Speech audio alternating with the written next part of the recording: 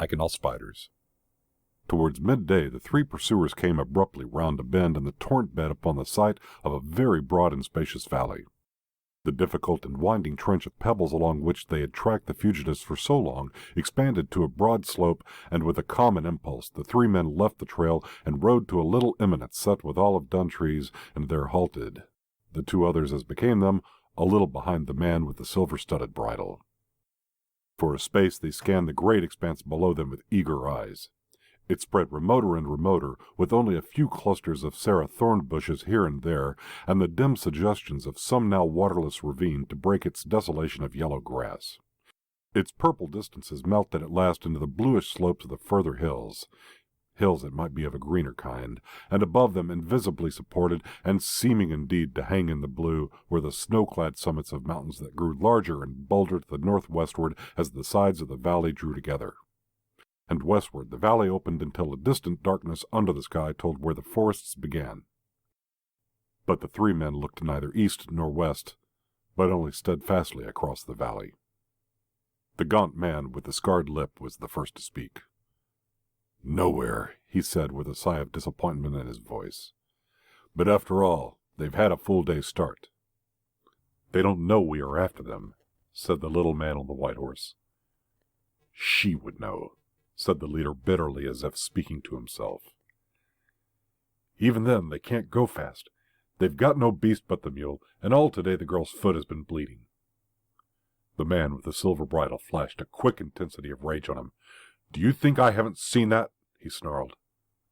"It helps, anyhow," whispered the little man to himself.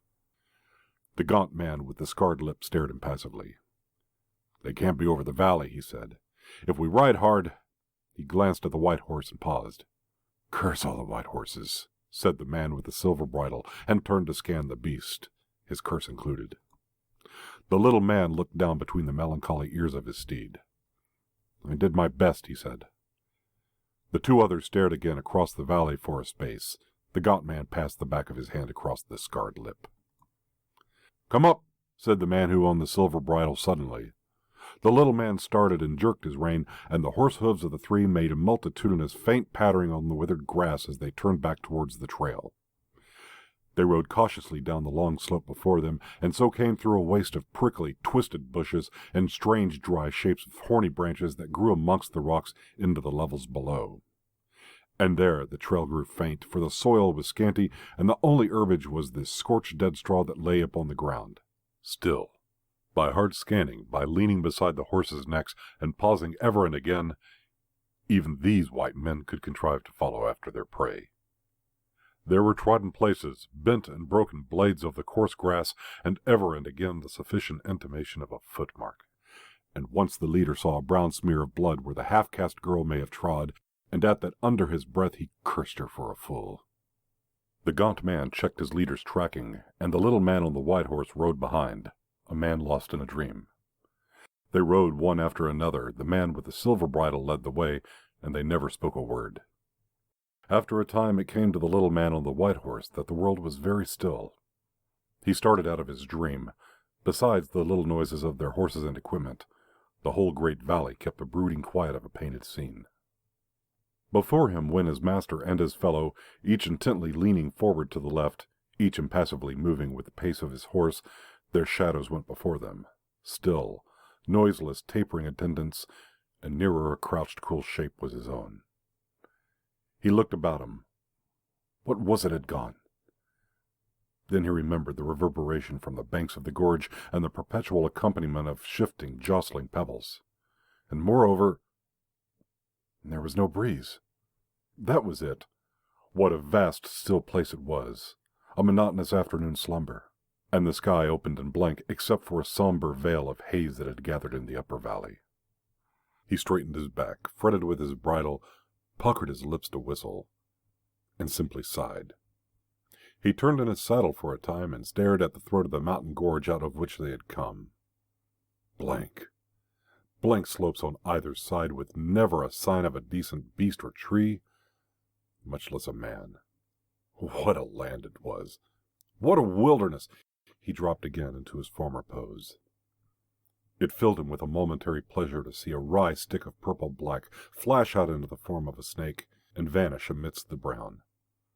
After all, the infernal valley was alive.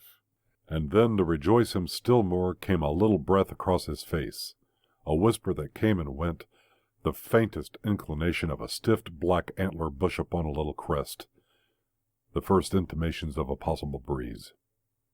Idly, he wetted his finger and held it up. He pulled up sharply to avoid a collision with the gaunt man who had stopped at fault upon the trail. Just at that guilty moment, he caught his master's eye looking towards him. For a time he forced an interest in the tracking. Then as they rode again, he studied his master's shadow and head and shoulder, appearing and disappearing behind the gaunt man's nearer contours. They had ridden 4 days out of the very limits of the world into this desolate place, short of water, with nothing but a strip of dried meat under their saddles, over rocks and mountains where surely none but these fugitives had ever been before. For that. And all this was for a girl, a mere willful child, and the man had whole cityfuls of people to do his basest bidding. Girls, women, why in the name of passionate folly this one in particular? Asked the little man, and scowled at the world, and licked his parched lips with a blackened tongue. It was the way of the master, and that was all he knew, just because she sought to evade him. His eye caught a whole row of high-plumed canes bending in unison, and then the tails of silk that hung before his neck flapped and fell. The breeze was growing stronger. Somehow it took the stiff stillness out of things, and that was well. "Hello," said the gaunt man. All three stopped abruptly. "What?" asked the master. "What?" "Over there," said the gaunt man, pointing up the valley. "What?" "Something's coming towards us."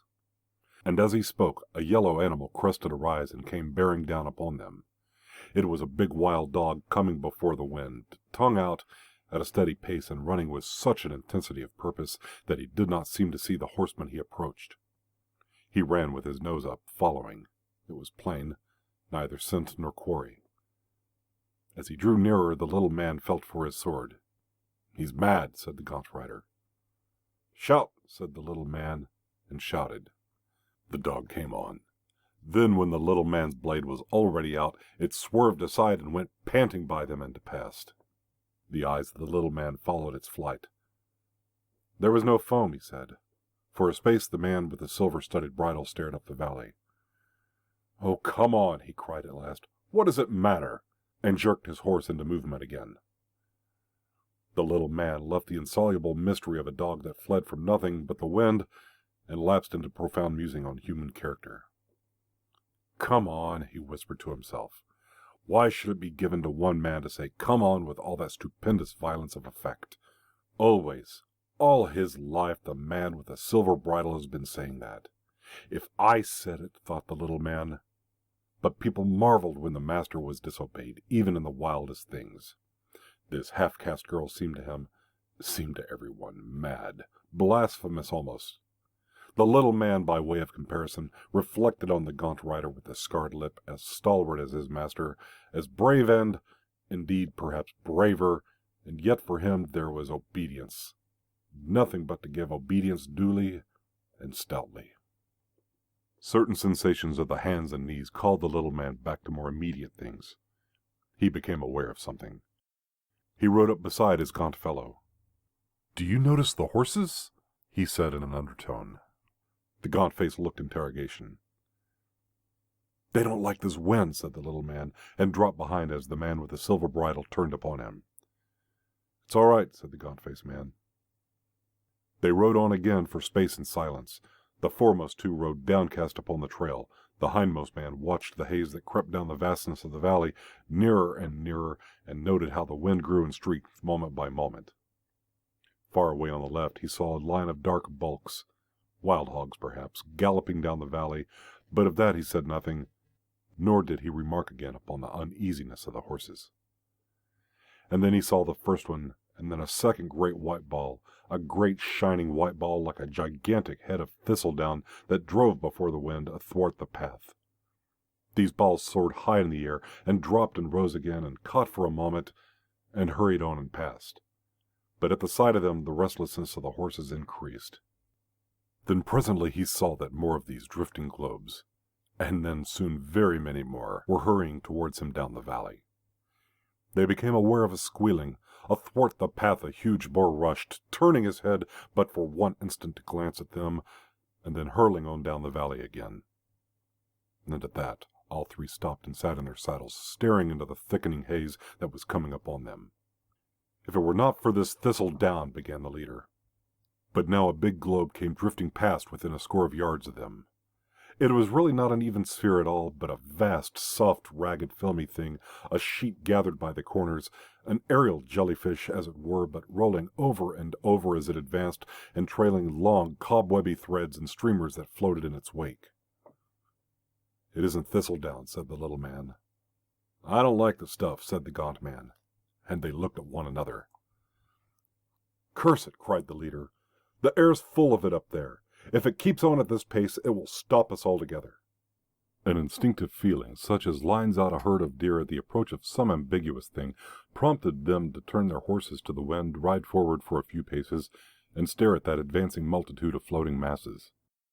They came on before the wind with a sort of smooth swiftness, rising and falling noiselessly, sinking to earth, rebounding high, soaring, all with a perfect unanimity, with a still deliberate assurance. Right and left of the horsemen the pioneers of this strange army passed. At one that rolled along the ground, breaking shapelessly and trailing out reluctantly into small grappling ribbons and bands, all three horses began to shy and dance. The master was seized with a sudden unreasonable impatience. He cursed the drifting globes roundly. "Get on!" he cried. "Get on! What do these things matter? How can they matter? Back to the trail!" He fell swearing at his horse and sawed the bit across its mouth. He shouted aloud with rage. "I will follow that trail, I tell you," he cried. "Where is the trail?" He gripped the bridle of his prancing horse and searched amidst the grass. A long and clinging thread fell across his face. A gray streamer dropped about his bridle arm. Some big, active thing with many legs ran down the back of his head. He looked up to discover one of those gray masses, anchored as it were above him by these things, and flapping out ends as a sail flaps when a boat comes about, but noiselessly. He had an impression of many eyes, of a dense crew of squat bodies, of long, many-jointed limbs hauling at their mooring ropes to bring the thing down upon him. For a space he stared up, reining in his prancing horse with the instinct born of years of horsemanship. Then the flat of a sword smote his back, and a blade flashed overhead and cut the drifting balloon of spider-web free, and the whole mass lifted softly and drove clear and away. "Spiders!" cried the voice of the gaunt man. "The things are full of big spiders! Look, my lord!" The man with the silver bridle still followed the mass that drove away. "Look, my lord!" The master found himself staring down at a red, smashed thing on the ground that, in spite of partial obliteration, could still wriggle unavailing legs. Then, when the gaunt man pointed to another mass that bore down upon him, he drew his sword hastily. Up the valley now it was like a fog bank torn to rags. He tried to grasp the situation. "Ride for it!" the little man was shouting. "Ride for it down the valley!" What happened then was like the confusion of a battle. The man with the silver bridle saw the little man go past him slashing furiously at imaginary cobwebs, saw him cannon into the horse of the gaunt man and hurl it and its rider to earth. His own horse went a dozen paces before he could rein it in.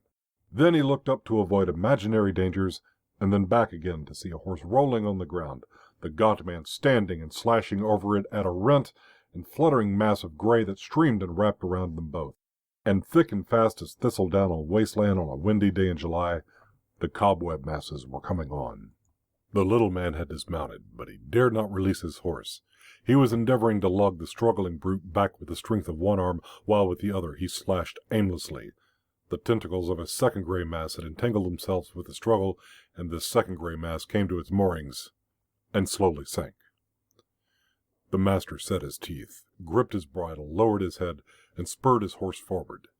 The horse on the ground rolled over. There were blood and moving shapes upon the flanks, and the gaunt man, suddenly leaving it, ran forward towards his master perhaps 10 paces. His legs were swathed and encumbered with gray. He made ineffectual movements with his sword. Gray streamers waved from him.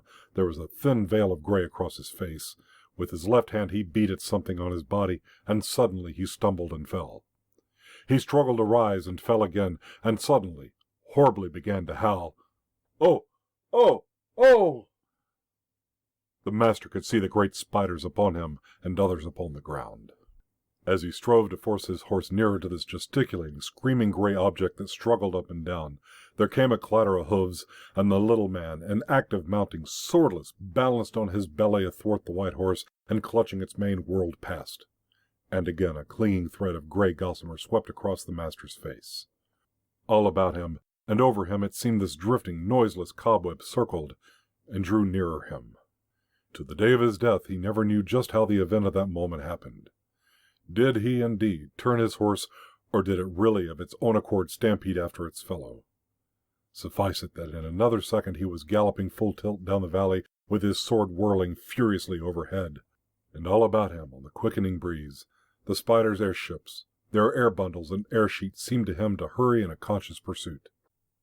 Clatter, clatter, thud, thud. The man with the silver bridle rode, heedless of his direction, with his fearful face looking up now right, now left, and his sword arm ready to slash. With a tail of torn cobweb trailing behind him rode the little man on the white horse, still, but imperfectly in the saddle. The reeds bent before him, the wind blew fresh and strong. Over his shoulder the master could see the webs hurrying to overtake. He was so intent to escape the spider's webs that only as his horse gathered together for a leap did he realize the ravine ahead, and then when he realized it only to misunderstand and interfere. He was leaning forward on his horse's neck and sat up and back, all too late. But if in his excitement he had failed to leap, at any rate he had not forgotten how to fall. He was horseman again in mid-air. He came off clear with a mere bruise upon his shoulder, and his horse rolled, kicking spasmodic legs, and lay still. But the master's sword drove its point into the hard soil and snapped clean across, as though chance refused him any longer as her knight, and the splintered end missed his face by an inch or so. He was on his feet in a moment, breathlessly scanning the onrushing spider webs. For a moment he was minded to run, and then thought of the ravine and turned back. He ran aside once to dodge one drifting terror, and then he was swiftly clambering down the precipitous sides and out of the touch of the gale. There, under the lee of the dry torrent's steeper banks, he might crouch and watch these strange gray masses pass and pass in safety till the wind fell, and it became possible to escape. And there for a long time he crouched, watching the strange gray ragged masses trail their streamers across his narrowed sky. Once a stray spider fell into the ravine close beside him. A full foot it measured from leg to leg, and its body was half a man's hand. And after he had watched its monstrosity alacrity of search and escape for a little while, and tempted it to bite its broken sword, he lifted up his iron-heeled boot and smashed it into a pulp. He swore as he did so, and for a time sought up and down for another. Then presently, when he was sure these spider swarms could not drop into the ravine, he found a place where he could sit down, and sat and fell into deep thought, and began after his manner to gnaw his knuckles and bite his nails. And from this he was moved by the coming of the man with the white horse. He heard him long before he saw him, as a clattering of hoofs, stumbling footsteps, and a reassuring voice. Then the little man appeared, a rueful figure still with a tail of white cobweb trailing behind him. They approached each other without speaking, without a salutation. The little man was fatigued and shamed to the pitch of hopeless bitterness, and came to a stop at last, face to face with his seated master. The latter winced a little under his dependent's eye. "Well?" he said at last, with no pretense of authority. "You left him?" "My horse bolted." "I know. So did mine." He laughed at his master mirthlessly. "I say my horse bolted," said the man who once had a silver-studded bridle. "Cowards both." The other gnawed his knuckle through some meditative moments, with his eye on his inferior. "Don't call me a coward," he said at length. "You are a coward like myself." "A coward possibly. But there is a limit beyond which every man must fear. That I have learnt at last. But not like yourself. That is where the difference comes in." "I never would have dreamt you would have left him. He saved your life 2 minutes before. Why are you our lord?" The master gnawed his knuckles again, and his countenance was dark. "No man calls me a coward," he said. "No. A broken sword is better than none. One spavined white horse cannot be expected to carry 2 men a 4 days' journey. I hate white horses, but this time it cannot be helped. You begin to understand me? I perceive that you are minded on the strength of what you have seen, and fancy to taint my reputation. It is men of your sort who unmake kings. Besides which, I never liked you. My lord, said the little man. No, said the master. No! He stood up sharply as the little man moved. For a minute perhaps they faced one another. Overhead the spider's balls went driving. There was a quick movement among the pebbles, a running of feet, a cry of despair, a gasp, and a blow. Towards nightfall the wind fell. The sun set in a calm serenity, and the man who once possessed the silver bridle came at last very cautiously and by an easy slope out of the ravine again. But now he led the white horse that once belonged to the little man. He would have gone back to his horse to get his silver-mounted bridle again, but he feared night, and a quickening breeze might still find him in the valley, and besides, he disliked greatly to think he might discover his horse all swathed in cobwebs, and perhaps unpleasantly eaten. And as he thought of those cobwebs and all of the dangers he had been through, and the manner in which he had been preserved that day, his hand sought a little reliquary that hung about his neck, and he clasped it for a moment with heartfelt gratitude. As he did so, his eyes went across the valley. I was hot with passion, he said, and now she has met her reward. They also, no doubt... And behold, far away out of the wooded slopes across the valley, but in the clearness of the sunset distinct and unmistakable, he saw a little spire of smoke. At that, his expression of serene resignation changed into an amazed anger. Smoke?